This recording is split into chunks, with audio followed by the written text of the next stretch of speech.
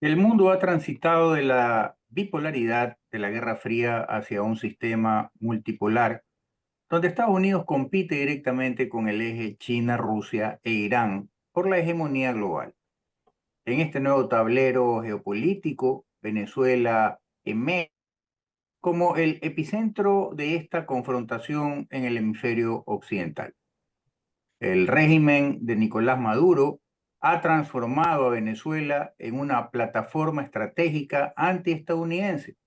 Más allá de poseer las mayores reservas petroleras mundiales, el país se ha convertido en el punto de proyección de influencia china, rusa e iraní en el patio trasero de Estados Unidos, haciendo presencia en rutas marítimas críticas del Caribe y funcionando como centro de operaciones para redes criminales transnacionales. El precedente de Panamá de 1989, cuando Estados Unidos capturó al general Manuel Antonio Noriega por narcotráfico, ofrece un marco comparativo, pero las diferencias son abismales. Panamá tenía 3.5 millones de habitantes y capacidades militares mínimas. Venezuela tiene 28 millones de habitantes y fuerzas armadas considerables y el respaldo activo de potencias nucleares.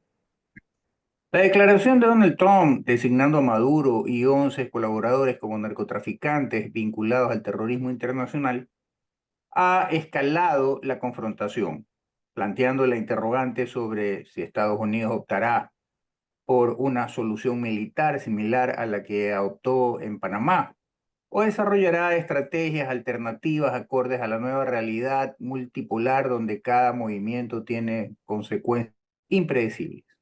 Para tratar este tema, contamos con la presencia de nuestro querido amigo, miembro de este canal y director del programa Geopolítica en Debate, el coronel en servicio pasivo, magíster Temístocles Hervas.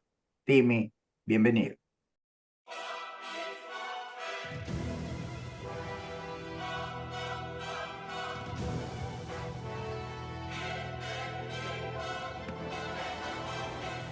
Buenas noches, Modesto. Gracias por la invitación.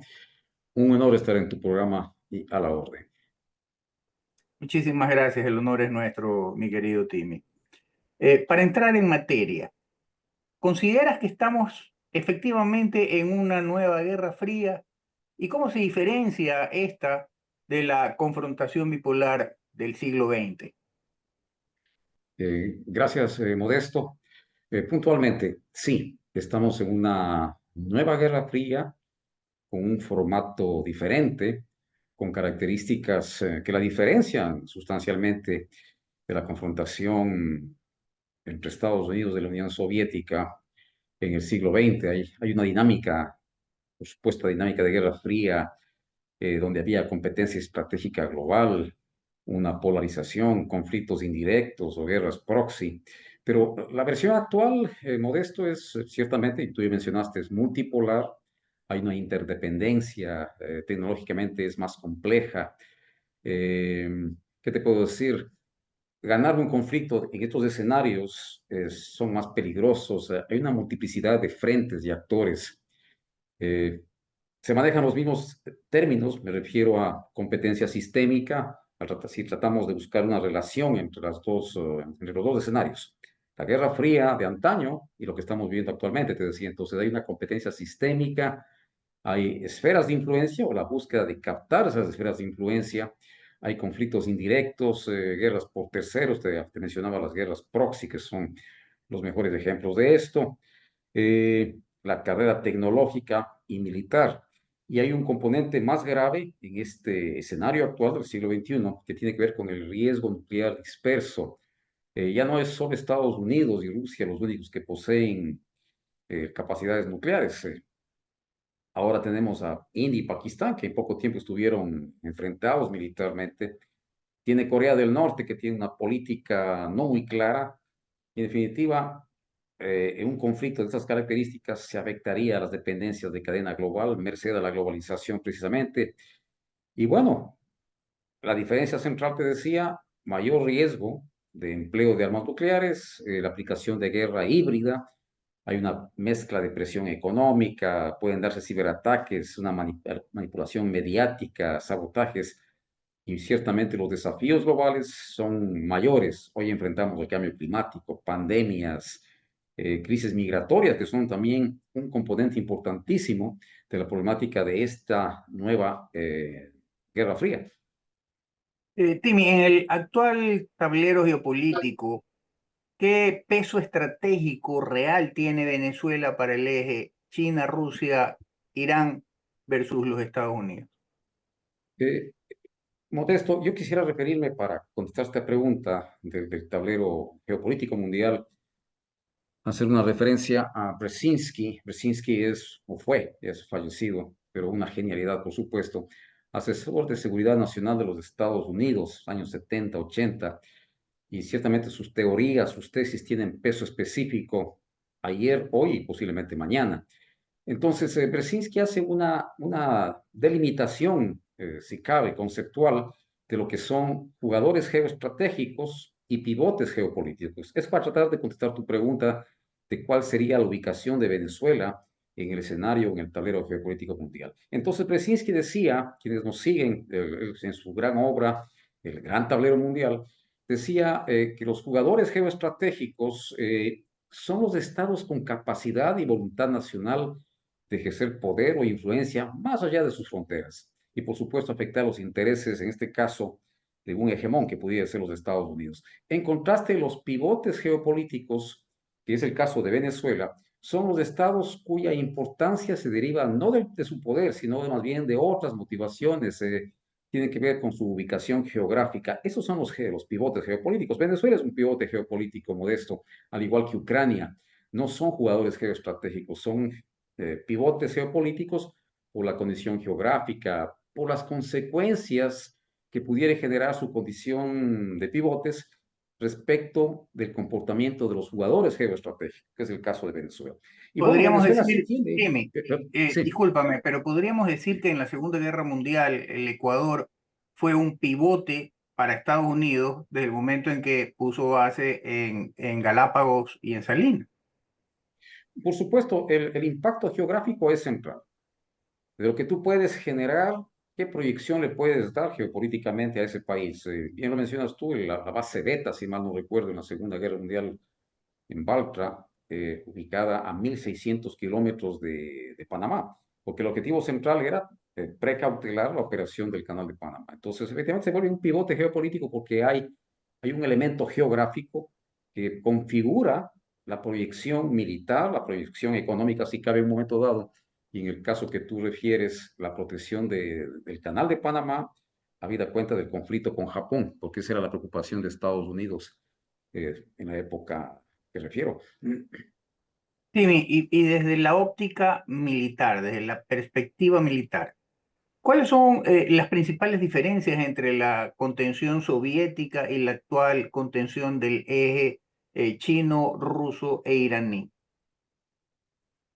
Desde una perspectiva militar, mi querido Modesto, eh, la contención soviética del siglo XX y la contención actual frente al eje que tú mencionas, ahora es un eje sino-ruso-iraní, hay un arreglo interesante que hay que analizarlo, difieren en diferentes aspectos, Modesto. Uno de ellos tiene que ver con el teatro de operaciones.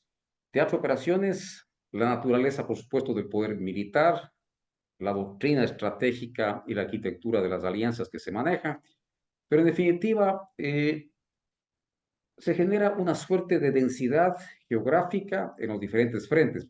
Por decirte algo, en la Guerra Fría, Estados Unidos y la Unión Soviética, había un frente central, por llamarlo de esta manera, que era Europa Central.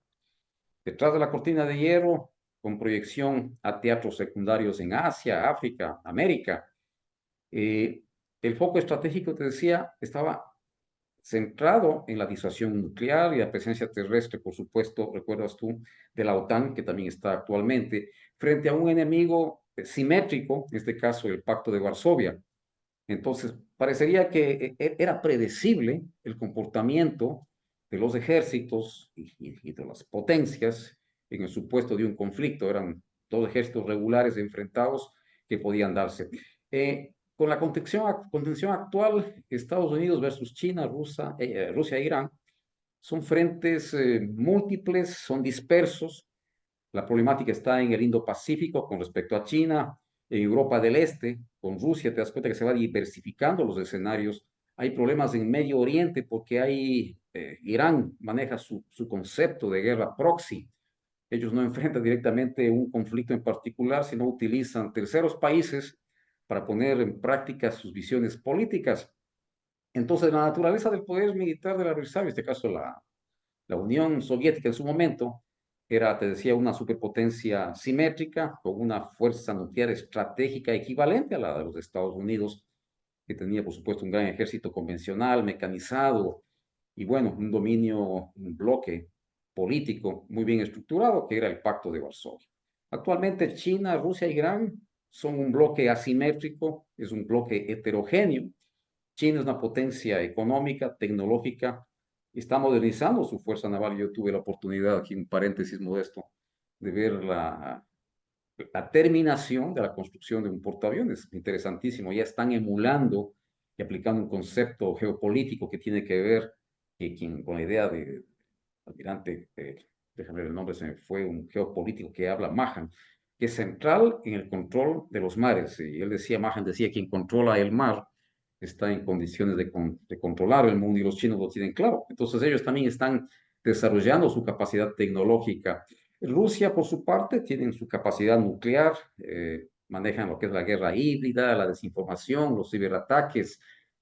Irán, te decía, con su guerra proxy, utilización de drones, misiles balísticos y el desarrollo de este tipo de tecnología. Pero básicamente estas serían las diferencias. No sé si contesta tu pregunta, mi querido Modesto. Correcto. En este primer cuarto del siglo XXI en el que nos encontramos viviendo, ¿cabe todavía la aplicación de la doctrina Monroe?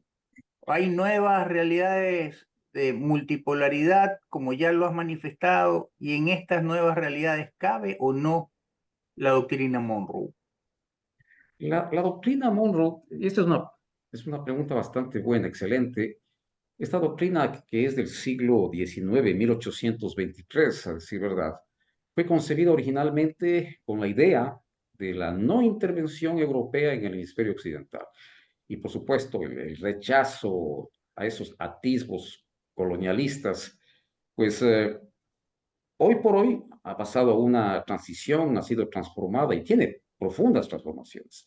En el siglo XXI, Modesto, yo creería, y varios entendidos en los temas de la política exterior de los Estados Unidos coincidirán con esto, de que es un dogma rígido, pero que no ha desaparecido. Más bien se ha reformulado como una herramienta estratégica flexible dentro de este mundo y dentro de una estrategia multipolar. Vigencia formal sigue vigente como marco mental en la política exterior de los Estados Unidos, te decía, mantener el hemisferio occidental libre del control político militar de potencias externas, continúa influyendo es parte de la política del Departamento de Estado, del Pentágono y del Congreso, aunque tú me dirás, y me dirán, pero no han tenido éxito porque Venezuela ha dado cabida a rusos, chinos, iraníes, países del Cono Sur han hecho lo propio, pero ciertamente la doctrina Monroe tiene su vigencia. Los norteamericanos han buscado adaptarla a la multipolaridad, te decía, del siglo XXI. Y, ¿qué te puedo decir? No se puede aislar por completo a América Latina de la influencia de China y de los países que mencioné. Pero Estados Unidos, por supuesto, tienen carpeta entre tantas doctrinas que en honor al tiempo no las voy a mencionar. Claro, ahora, en realidad, geoestratégicamente, ¿cuál es la importancia de Venezuela? Más allá del tema del petróleo, que eso tiene las mayores reservas petroleras del mundo, pero ¿cuál es la verdadera importancia estratégicamente? Mira que han mandado recientemente a los Estados Unidos una flota ahí al Caribe para, según dicen los Estados Unidos, contener la posibilidad de exportación de droga hacia su territorio. Pero recordemos que hace poco tiempo se decía, parece que fue como dicen los españoles, un bulo, una farsa, un tiro al aire, esto de que Rusia iba a mandar sus misiles hipersónicos a Venezuela que podrían poner al alcance de Estados Unidos y casi en indefensión de los Estados Unidos si se hubiese dado este hecho. ¿Cuál es la importancia geoestratégica realmente de Venezuela más allá del petróleo? No, definitivamente, más allá de la capacidad petrolera, recordemos que Venezuela es la principal reserva de petróleo del mundo, con 300.000 millones de barriles esperando ser extraídos. Pero más allá de esto, te decía, hay otras variables importantes que son de un valor real. Eh, Factores geográficos, aspectos militares, políticos y logísticos que influyen en la competencia global.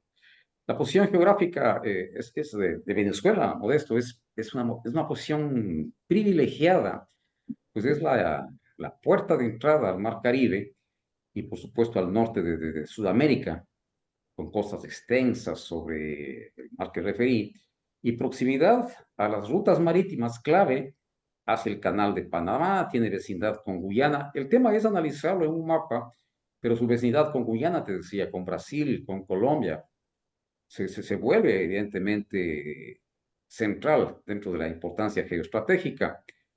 En la situación actual de Venezuela, como una variable adicional, es una especie de plataforma de proyección extrahemisférica. Venezuela ha servido como puente logístico y diplomático para los rusos, para los chinos, para los iraníes. Rusia tenía un dato por ahí que no sé qué tan real sea, pero lo voy a mencionar. Habla de que Venezuela había recibido en una actividad itinerante por parte de la Fuerza Aérea Rusa, los bombarderos Tupolev 160 en alguna operación militar en Venezuela. Es un dato que no lo tengo certificado a ciencia cierta, pero en todo caso me viene bien para el ejemplo que te digo, esto de la plataforma de proyección extrahemisférica, en el caso de que sea real. Entonces hay una cooperación con los rusos en defensa aérea, acceso a puertos para buques militares. Con Irán se conoce que hay intercambio tecnológico y militar, suministro de combustible y cooperación en la construcción de drones y misiles.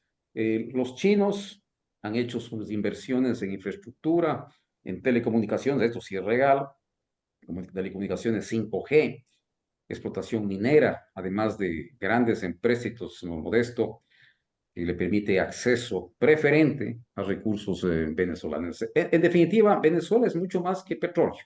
Es un nodo geopolítico que combina ubicación estratégica, recursos críticos, potencial de proyección militar y es un valor simbólico, te decía, en la disputa por la hegemonía hemisférica. Para las potencias rivales de Estados Unidos, supone una cabeza de puente en América Latina. Para Washington es una prueba de fuego en la vigencia de la doctrina Monroe, precisamente, y es un dolor de cabeza, entendería yo, de que en su patio trasero sus más cercanos contendores ya estén precisamente afincados en esa cabeza de puente. Y justamente en ese sentido, Jimmy, en cuanto a los términos de seguridad hemisférica, se dice que Putin, Rusia, está de nuevo con este ánimo expansionista, que lo de Ucrania así lo demuestra y que si no se lo contiene, tratará de recuperar lo que en su debido momento, los territorios que en su debido momento tuvo la URSS. Eh, Irán, lo propio, más allá de que tiene los contactos y es el principal financista del terrorismo islámico. Entonces, esto que está asentado, afincado en Venezuela, que inclusive le han dado la nacionalidad venezolana para distraer un poco la atención y que no tengan este tipo de cortapisas para el ingreso a los Estados Unidos, eh, esto desde términos de seguridad hemisférica, ¿qué tanto representa esta presencia en Venezuela? ¿Qué tanto representa para la seguridad de los Estados Unidos y de América Latina propiamente dicho? En términos de seguridad hemisférica, la presencia militar rusa e iraní en Venezuela representa un desafío directo para la arquitectura de seguridad, para la arquitectura estratégica de los Estados Unidos. Ellos han intentado preservar en el continente, refiriéndome nuevamente a la doctrina Monroe de 1823, y más tarde con el sistema interamericano de defensa. En definitiva, ha habido mecanismos que se les ha ido de las manos en este caso, porque el caso de Venezuela, el caso de Cuba, el caso de Nicaragua, ponen en evidencia el sistema interamericano de defensa, creería yo. Pero en todo caso, la presencia militar de estas potencias en territorio venezolano resumen a un mensaje geopolítico. El hemisferio occidental ya no es un espacio exclusivo de influencia de Estados Unidos. Aquí se refuerza la narrativa multipolar impulsada por el eje China, Rusia e Irán. Y esto ciertamente desafía abiertamente esta hegemonía que te decía. Los rusos han desplegado aviones de combate estratégicos, me refería al Tupolev 160, que es un dato que no lo tengo certificado. Son capaces de aportar armamento nuclear a estas aeronaves, y eso sí es un riesgo central para esa seguridad hemisférica que tú refieres. Irán, con su tecnología, con su capacidad de inteligencia, con asesoría directa, genera una condición asimétrica, pues están en la capacidad de aportarles con tecnología en ciberseguridad. En definitiva, Venezuela es una plataforma de logística para estos países y esto va a afectar, te decía, el patio trasero de Estados Unidos pone en evidencia esa arquitectura de seguridad de los Estados Unidos y me imagino que tienen en carpeta la forma de recuperar precisamente la seguridad en los países de América del Sur. Dime, en la década de los 70, en el siglo pasado, Cuba fue el gran exportador y el gran pivote del socialismo en América Latina. Y fue el dolor de cabeza de los Estados Unidos en América Latina. Ahora, ¿cómo luego Chávez con Venezuela, el dinero ya ha caído en desgracia a Cuba, luego de la caída del muro de Berlín y todo esto de aquí, resulta que retoma la posta o toma la posta Chávez con Venezuela, el dinero del petróleo y todo lo demás, y entonces se convierte en el exportador del el socialismo remozado denominado el socialismo del siglo XXI. Pero, ¿cómo evalúas tú al fin y al cabo? Porque Cuba fue la que dio el libreto, ¿no verdad?, para este nuevo socialismo remozado, maquillado, pero al fin y al cabo es el libreto cubano. ¿Cómo evalúas tú el rol de Cuba en la ecuación venezolana dentro del contexto de confrontación geopolítica actual? Efectivamente, Cuba es parte de la ecuación de lo que tú mencionabas, de este socialismo soterrado, modesto, porque no hay una base ideológica, es un grupo asociado para fines protervos, y eso hay que decirlo abiertamente. El rol de Cuba en esta ecuación es mucho mayor que el de un simple aliado ideológico. Funciona como un multiplicador estratégico para Caracas. Aquí hay un nodo de proyección regional para los intereses de otros países, de Cuba y de otros países, para Rusia, para Irán, para China dentro del hemisferio occidental. Yo pienso que Eh, los cubanos, por esto, sí, sí, sí, sí. te decía, los cubanos se han convertido en una suerte de garantes políticos y doctrinarios de Venezuela, de Nicaragua. Miles de asesores cubanos, especialmente de sus Fuerzas Armadas, del sistema de inteligencia cubano, participan en la organización de la seguridad de Venezuela. Entonces, han incorporado el modelo de control político cubano que ha sido replicado en Venezuela. Han blindado al régimen contra el descontento interno, han desarticulado la capacidad de convocatoria de los partidos políticos contrarios a Maduro. En definitiva, hay una influencia doctrinal, hay un rol militar y de seguridad, te decía, inteligencia militar integrada, los oficiales cubanos participan en la formación y asesoramiento de los militares vendidos a Maduro allá en Venezuela. En definitiva, Cuba es un puente logístico, es diplomático para las interacciones militares y tecnológicas de Venezuela con sus aliados y con otros aliados. Dime, justamente hablando de acciones militares, y tú como militar. Eh, Se hace siempre la comparación de la captura de Noriega y se dice, hay similitudes, pero también existen diferencias y diferencias grandes. Si bien es cierto, en Panamá había una base norteamericana o hay una base norteamericana que facilitó las cosas de la invasión o de la intervención militar en la misma Panamá. No es menos cierto que si en Venezuela no existe tal base, pero sí existe en Colombia. Y entonces, desde tu experiencia, estas bases militares norteamericanas en Colombia, ¿qué papel jugarían en una posible intervención de los Estados Unidos en Venezuela? ¿Y cuáles serían los principales desafíos de Estados Unidos al intentar esta intervención militar? Yo quisiera inicialmente referirme, Modesto, desde una visión militar, si cabe, frente a los principales desafíos operacionales, para luego analizar el tema de en qué medida apoyan las bases militares colombianas en este momento, pero te decía, ¿cuáles serían los desafíos principales que debería enfrentar una potencial intervención análoga a la de Panamá en 1989-1990? Entonces, desde un enfoque militar modesto, intervenir en Venezuela enfrenta graves desafíos, específicamente tema geográfico.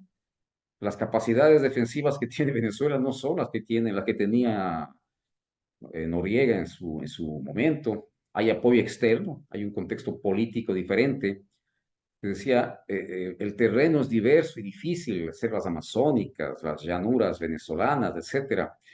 Las zonas urbanas están densamente pobladas, Caracas, Maracaibo y Valencia, presentan riesgos de que en una eventual invasión habría guerrilla urbana, civiles atrapados en combate. Hay una serie de limitaciones, el clima que mencioné, las Fuerzas Armadas bolivarianas tendrían, aunque tengo ciertas dudas, tendrían una amplia experiencia en defensa territorial. Te decía mis dudas respecto a la capacidad defensiva de los venezolanos luego del proceso de mandar al piso la estructura jerárquica venezolana con unos mandos que obedecen a un concepto político, jamás a un concepto estratégico. Tendría dudas respecto de la capacidad militar venezolana. Pero en todo caso tienen experiencia en ciberseguridad, en una guerra híbrida, con una capacidad de despliegue de medios de comunicaciones alternativos. Esto, por supuesto, va a dificultar una operación que se pueda dar en este país.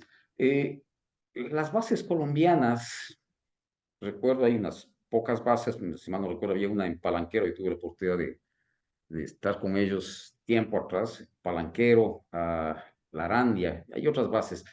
Pero en este momento en particular, Modesto, con la política del presidente Petro, yo dudaría mucho que estas bases fueran, o se les permita ser utilizadas a los Estados Unidos para una operación de apoyo a un potencial desembarco en Venezuela. Yo creería que en un escenario de intervención en Venezuela, estas bases que tiempo atrás en Colombia eran esenciales para la logística, despliegue rápido, reabastecimiento, así como para operaciones de inteligencia y coordinación de operaciones especiales, posiblemente con el gobierno actual pues no sé qué utilidad tendrían o no les permitirían operarlas. No sé cómo está este punto en particular. Pero antes sí, En bien, base a tu respuesta, mi estimado Timmy, en base a tu respuesta, ¿tú crees que una posible operación de invasión de los Estados Unidos podría replicar de cierta manera, guardando las distancias, evidentemente, una, una versión 2 o 5 o 2.0 de Bahía de Cochinos? recuerda que la Bahía de Cochinos fue un fracaso, pues Por eso, Bahía a de eso me Cochinos, refiero. Bahía de Cochinos era con cubanos apoyados logísticamente por Estados Unidos y ser un fracaso sería un buen referente, un interesante referente para no cometer los mismos errores. Pero no creería yo que haya venezolanos en Miami que quieran tomar la posta en una aventura de estas características y tratar de hacer algo en Venezuela. ¿Quién sabe? No sé si haya de pronto patriotas venezolanos que intentarían llegar a su país a tratar de hacer lo que se intentó hacer en Cuba en su momento. Correcto. Timmy, luego de el corte comercial para darle paso a nuestros auspiciantes, me gustaría obtener tu opinión sobre cuál sería la probable respuesta militar del eje China, Rusia e Irán ante una supuesta intervención de Estados Unidos en Venezuela. Eso al retornar del corte comercial. Basque, confianza y seguridad certificadas. Ya no puedes más con el hackeo, el chantaje y la fuga de información. ¿Sabes lo que tienes que hacer? Primero afíliate y certifícate más. Además, realiza auditorías tecnológicas e inventarios, contraseñas por usuario y establece políticas de ciberseguridad. Yo nomás te digo.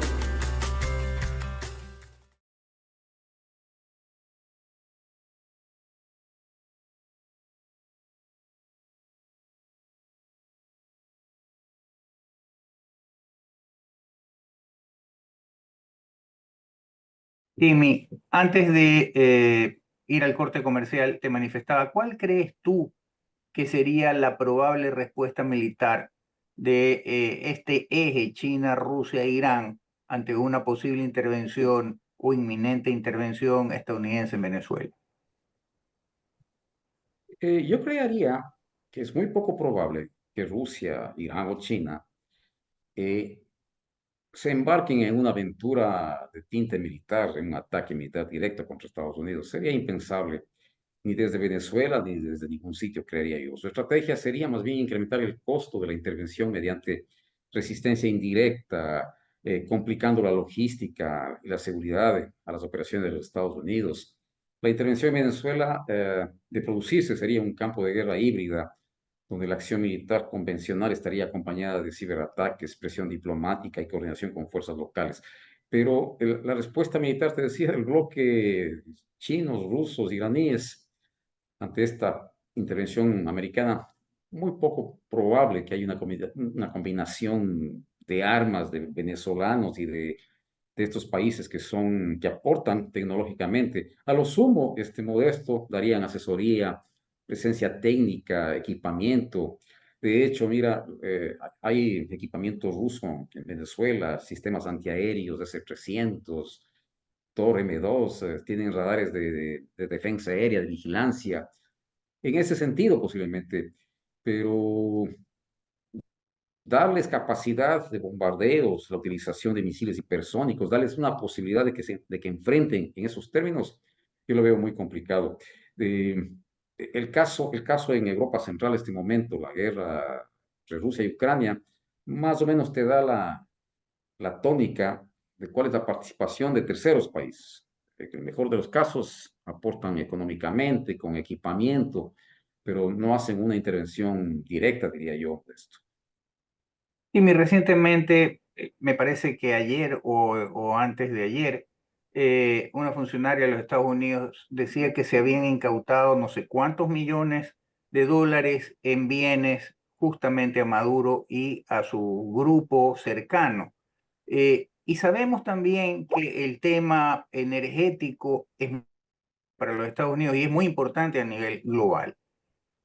El tema energético, ¿hasta qué punto podría ser una justificación para hacerse con el tema energético de Venezuela el hecho de que Maduro está metido en el grupo este de los soles, con el tema del contrabando, apoyando a Irán, que también está metido en el tema del terrorismo?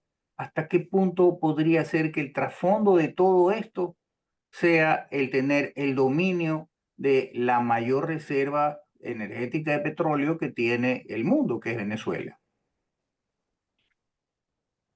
Las reservas de crudo pesado de la franja del Orinoco deben tener repercusiones profundas en la competencia energética global. Y ciertamente Estados Unidos, China, Rusia están detrás de esta posibilidad. Entonces, el tener el control de estas reservas supone un impacto en el mercado energético global y los Estados Unidos van a querer tenerla. Supone una reconfiguración de la oferta de petróleo pesado. Te decía, la mayor reserva está en Venezuela, pero quizás a corto plazo una explotación masiva podría bajar los precios de interés de los Estados Unidos, también de interés de Estados Unidos afectar a los competidores como Rusia y Irán, esto a largo plazo, y el control sobre la producción permitirá precisamente manipular precios, acceso a mercados y a sus contendores, de caso a Rusia y a China. El tener esta capacidad es en afectación directa a sus contendores, modesto. Correcto, Timmy. Y entonces, sabiendo que China siempre está tras los recursos naturales de aquellos países a los que les hace préstamos para diversas construcciones, carreteras, hidroeléctricas, etcétera, etcétera.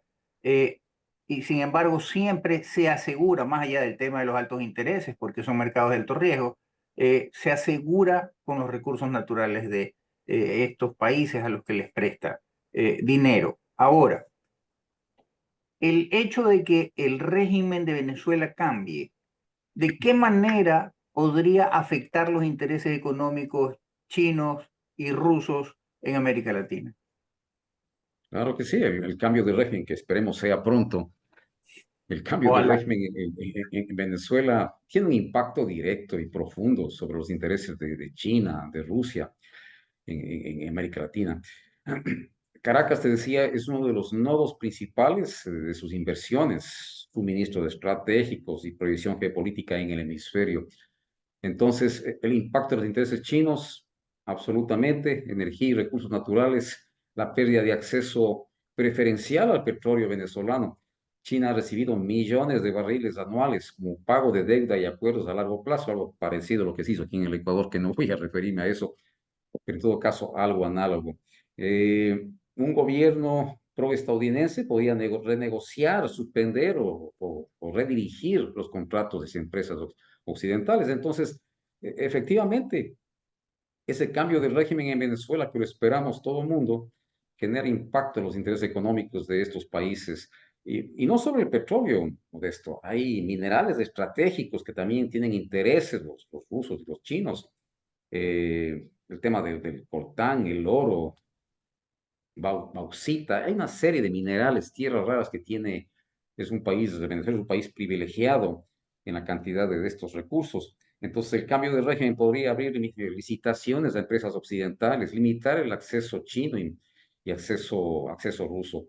Venezuela tiene una deuda interesante con China de alrededor de entre 50 y 60 mil millones de dólares. El dato que yo tengo, no sé qué tan real sea, según estimaciones. Un nuevo gobierno podría alegar que es una deuda ilegítima eh, por parte de la deuda, por lo menos, y buscar la reestructuración en condiciones más favorables para acreedores occidentales. En definitiva, un cambio de régimen modesto en Caracas significa para China la pérdida de un punto clave de acceso a recursos energéticos y para Rusia el cierre de una de sus pocas plataformas militares en este hemisferio.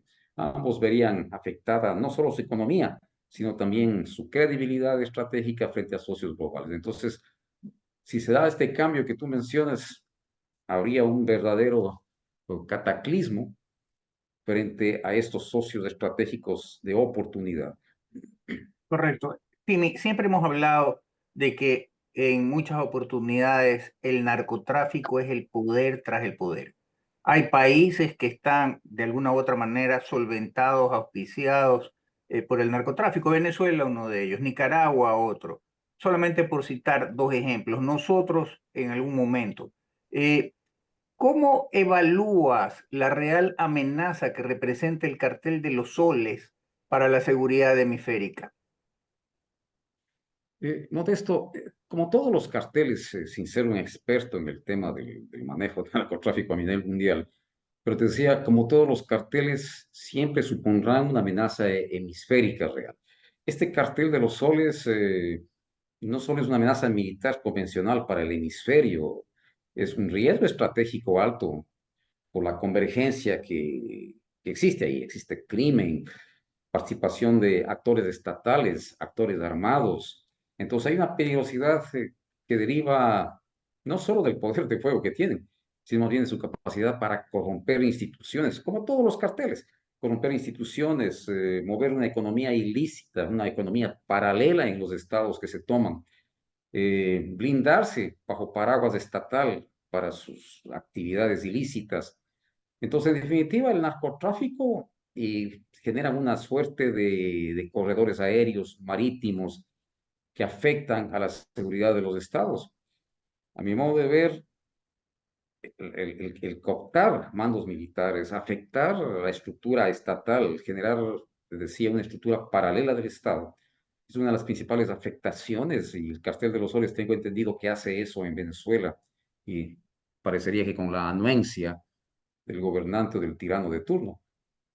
Ahora, en base a tu respuesta, Timi, ¿cómo impactaría la eliminación del régimen de Maduro en las rutas globales del narcotráfico, teniendo presente que ya se vivió de alguna u otra manera esto?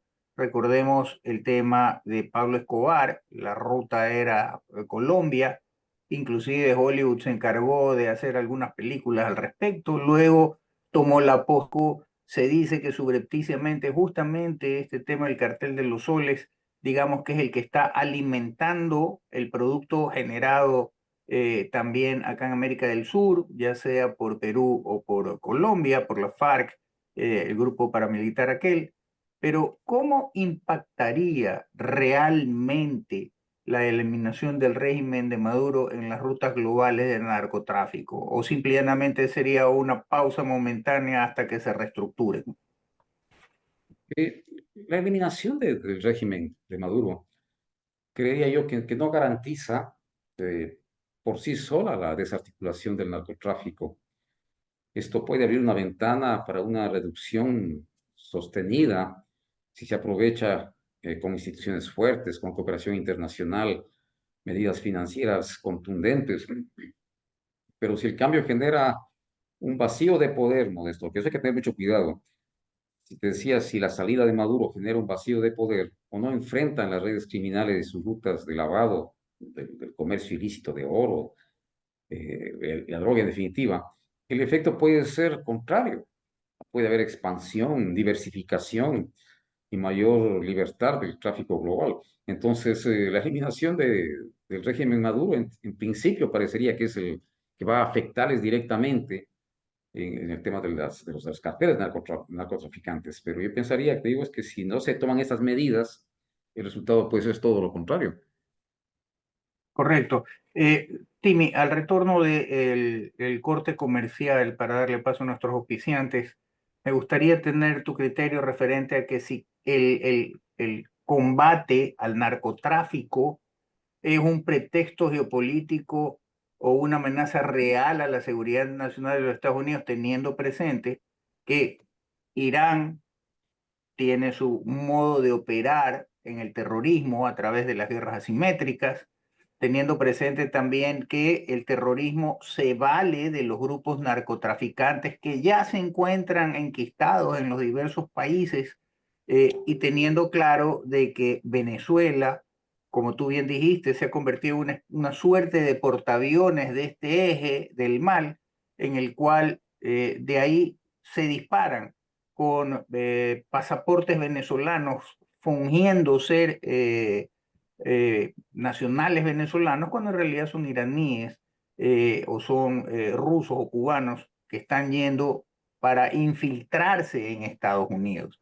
Y entonces, al retornar, por favor, del corte comercial, tu criterio al respecto de qué tan peligroso o qué tan cierto es el riesgo de que pueda estallar una guerra simétrica al interno de los Estados Unidos con estos partícipes.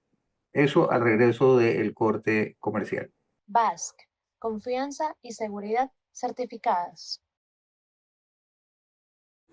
¿Ya no puedes más con el hackeo, el chantaje y la fuga de información? ¿Sabes lo que tienes que hacer? Primero afíliate y certifícate más. Además, realiza auditorías tecnológicas e inventarios, contraseñas por usuario y establece políticas de ciberseguridad. Yo nomás te digo.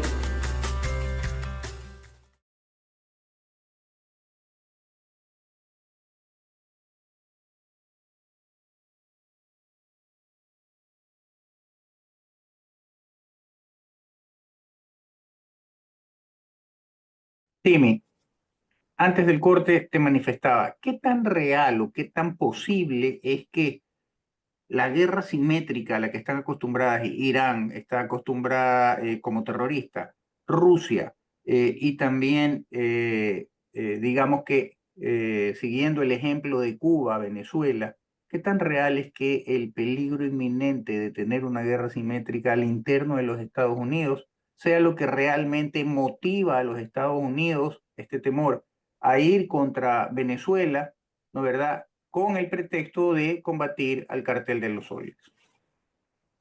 Modesto, el narcotráfico, y no solo para Estados Unidos, todos los países que estamos con esta problemática tan compleja de ser enfrentada, es una amenaza real, no solo a la seguridad nacional, tú me ponías el ejemplo de Estados Unidos, es una problemática para la seguridad hemisférica, por su violencia, este mercado de drogas, la corrupción, los riesgos financieros, que a la vez ha sido usado frecuentemente como, bueno, habrá sido algún momento dado, no se me ocurre este momento un ejemplo para un pretexto geopolítico que justifique ciertas acciones y cierta política internacional de algunos países para justificar ciertas acciones en función de sus propios intereses estratégicos.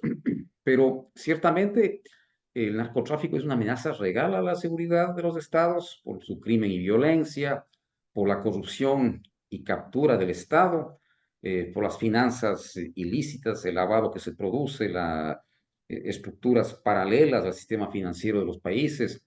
Y en definitiva, esto genera vulnerabilidades híbridas. Las mismas rutas y redes pueden ser aprovechadas por actores violentos, no estatales, para traficar armas, personas o tecnología sensible. Entonces, en definitiva, existe una problemática geopolítica. El combate al narcotráfico no es un pretexto. Que ha habido casos, sí, pero ciertamente esto es una problemática real para la seguridad y para la arquitectura de la seguridad hemisférica y, por supuesto, de los Estados Unidos. Eh, Sabemos que en algún momento Venezuela tuvo un vicepresidente de origen iraní o de ascendencia iraní. Y de hecho está siendo buscado por temas de terrorismo y de narcotráfico. En base a esto, ¿qué papel juega Hezbollah en Venezuela y cómo se conecta con los intereses iraníes en toda la región? Modesto, de este tema hay un interesante documental para quienes nos siguen que amplía la relación de Maduro, en este caso, con Hezbollah. Es un documental que lo presenta la Deutsche Welle y a mi modo de ver, este canal alemán posiblemente tiene elementos de juicio ciertos para decirlo, pero en definitiva, Hezbollah en Venezuela funciona como un nodo de proyección de poder iraní en el hemisferio occidental. Está combinando actividades ideológicas, actividades financieras y, por supuesto, vinculadas con el crimen organizado. Esto es de utilidad para Teherán como para su red global. Su presencia no es nueva, pero ha ganado relevancia en los últimos 15 años, a entender de este documental que yo lo había visto, y es parte de esta alianza entre Caracas y Teherán. Eso es lo que te pudiera decir, Modesto, de la presencia de Hezbollah, tomando en cuenta de la política iraní, de estos conflictos proxy, en donde este país acostumbra utilizar terceros países para sus propios fines. Lo que buscan a través de Hezbollah, el tema económico, dinero, lavar dinero, para apoyar sus proyectos, si cabe, logísticos, dar apoyo, movilidad a grupos armados. En definitiva, a entender de la Deutsche Welle, están utilizando a Hezbollah y a Venezuela para el lavado de activos, de dinero del narcotráfico, y con esto apoyar los movimientos subversivos en diferentes sitios a nivel mundial. Timmy, si bien es cierto, durante esta entrevista te hice la pregunta si cabía la posibilidad de que se replique aquello de Bahía de Cochinos. Y tú con toda claridad manifestaste y con justa razón de que considerabas que no habían venezolanos en el extranjero que quisieran retornar a Venezuela para pelear contra el régimen de Maduro. Pero en el supuesto no consentido de que la intervención militar sea fallida, ¿cómo se reconfigurarían las alianzas regionales e internacionales?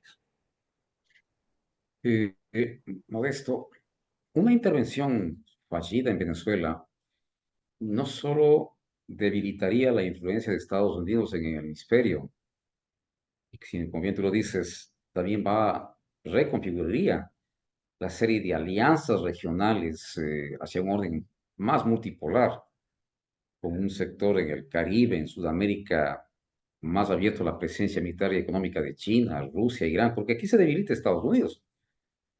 Al mismo tiempo, se reduciría la cohesión de la OTAN. A mi modo de ver, había una erosión del poder normativo de Washington en foros internacionales.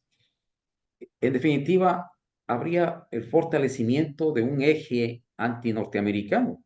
Aparecerían nuevamente Venezuela, Cuba, Nicaragua, que pudieran emerger como símbolos de resistencia, atrayendo simpatías de sectores políticos y sociales, incluso en países no alineados a este concepto. Aparecería posiblemente esto de la reactivación de la Alianza Bolivariana para las Américas, ALBA, quizás mayor cooperación entre estos países con respaldo de asesores y tecnología rusa, China e iraní, que aplaudirían el fracaso de una potencial aventura militar en Venezuela. Respecto del liderazgo de los Estados Unidos, habría un desplazamiento posiblemente del liderazgo. Brasil y México podrían capitalizar el vacío diplomático de Estados Unidos, promoviendo mecanismos regionales, tales como la UNASUR, la CELAC, la misma OEA, se me ocurre. Colombia como principal aliado militar, aunque ya no lo es, ya Colombia no es el principal aliado con el gobierno de Petro, quedaría debilitado, más debilitado con la presencia de las bases americanas ahí, tendría más elementos de juicio para decirles las bases no van a ser más utilizadas en este país. En definitiva, sería, chuta, el daño sería de mucha consideración Pero respecto Timmy, de no esto. sería la primera vez, porque si tú recuerdas, en el primer mandato del presidente Trump, hubo un intento, se dijo, y de hecho salió JJ Rendón a asumir la responsabilidad.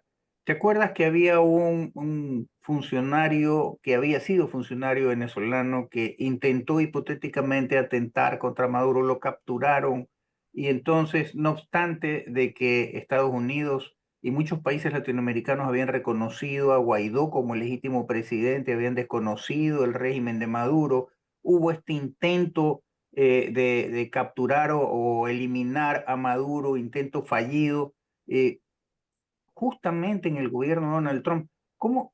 No es la primera vez o no sería la primera vez. ¿Tú crees de qué manera pudieran ellos aprender o aprendieron la lección, ver cuáles fueron sus falencias y no repetir esto que terminó en un fracaso? ¿Qué posibilidades habría? Como decía Modesto, estos casos que tú mencionas, a mi modo de ver, han sido meros atisbos de movimientos contrarios a Maduro, que ciertamente no han prosperado. Yo te refería más o menos la capacidad que tiene actualmente Venezuela de enfrentar este tipo de retos. Entonces, si se quiere derribar este gobierno, se necesitará más que eso, mucho más que eso. Recuerda, te decía que eran movimientos quizás aislados para sacarle, deponerle a Maduro. Va a hacer falta algo mucho más fuerte que eso, definitivamente. Entonces, a mi modo de ver, es muy limitado lo que se hizo. Fue muy limitado lo Eh, que se hizo. Timmy, al retornar del corte comercial para darle espacio a nuestros auspiciantes, eh, ¿cómo considerarías tú que respondería la comunidad internacional, incluyendo aliados europeos, ante una intervención unilateral estadounidense? Eso al retornar del corte comercial. BASC, confianza y seguridad certificadas. ¿Ya no puedes más con el hackeo, el chantaje y la fuga de información? ¿Sabes lo que tienes que hacer? Primero afíliate y certifícate más. Además, realiza auditorías tecnológicas e inventarios, contraseñas por usuario y establece políticas de ciberseguridad. Yo nomás te digo.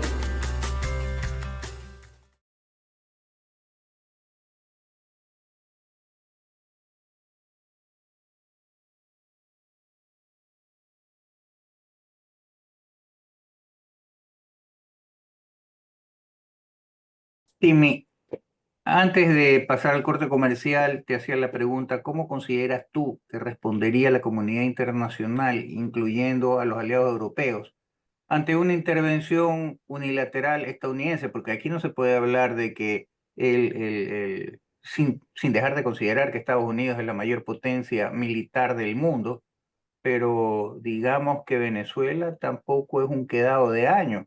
Una intervención militar contra Venezuela podría durar, a tu consideración, días, meses o años? Modesto, probablemente la reacción internacional sería, y pienso que sin temor a equivocarme, sería variopinta, sería heterogénea, marcada por tensiones entre alineamientos políticos, intereses económicos, presiones diplomáticas. Por decirte algo, Estados Unidos se caracteriza por tener apoyo, siempre lo ha tenido, para este tipo de aventuras militares.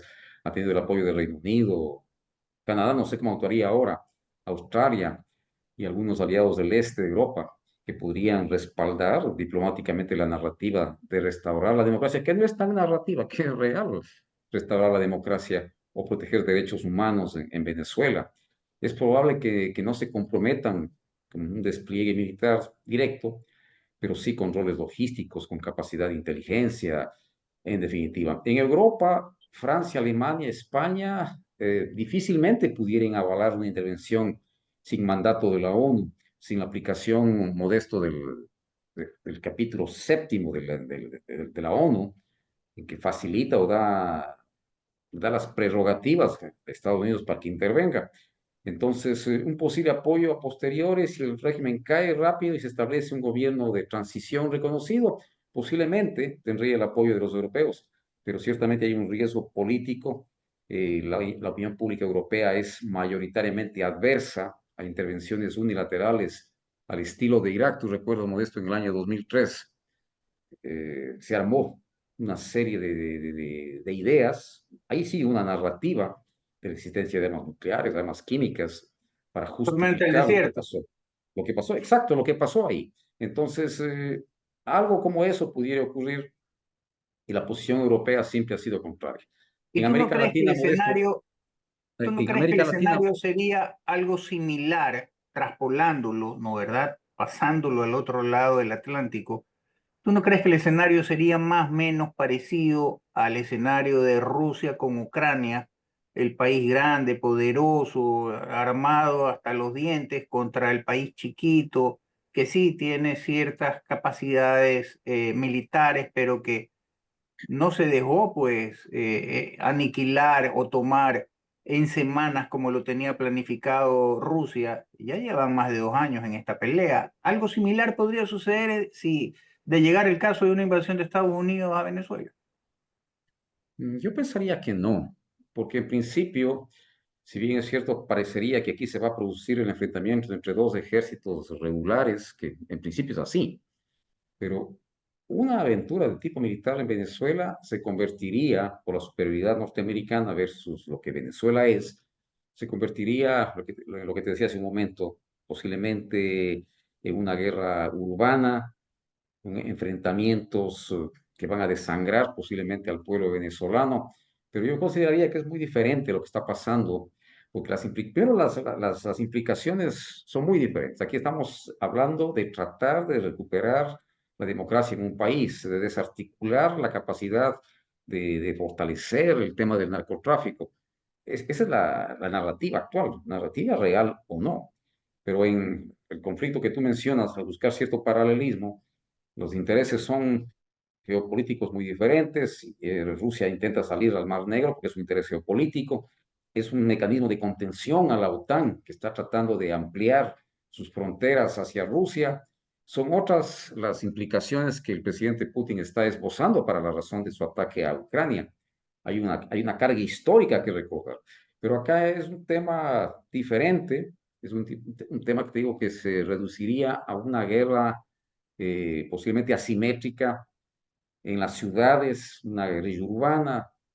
Sabe Dios cómo pudiera terminar este conflicto, pero yo lo veo que son dos escenarios completamente diferentes desde mi óptica. Correcto. Para concluir, Timi, a largo plazo, ¿consideras que el control de Venezuela es decisivo para el resultado de la competencia geopolítica entre Estados Unidos como hegemón y el eje chino, ruso e iraní dentro del hemisferio occidental?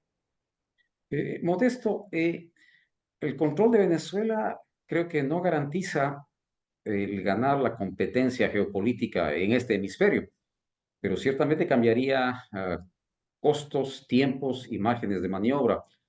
En definitiva, este cambio del rol estratégico de Venezuela, bien gestionado, puede consolidar ventajas, pero su pérdida supone también que se abre una brecha para que los rivales exploten a bajo costo y alto rendimiento simbólico. Yo pienso que por ahí va la cuestión, no es un tema, no es decisivo por sí solo, pero sí un amplificador estratégico de Venezuela.